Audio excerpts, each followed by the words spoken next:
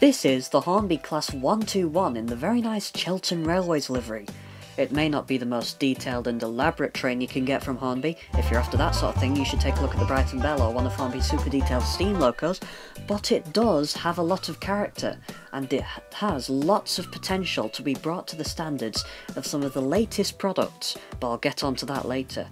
Let's start off by taking a look at the detail it does have. This DMU's detail is mostly moulded, but is highlighted with some paint which goes well with the livery.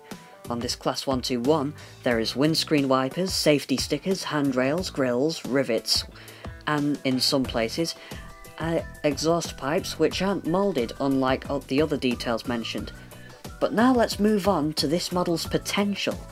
Right from the moment you start looking at it, you can see that this Class 121 has seats almost all the way along the unit, and this means you can, like I have done, bring it to life by filling it with a bunch of model figures, and it's very easy to do, as removing the body on this model is very easy.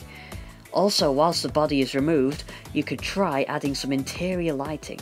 If you're slightly more advanced, you could add directional lighting, something you'd normally expect from most modern DMUs these days.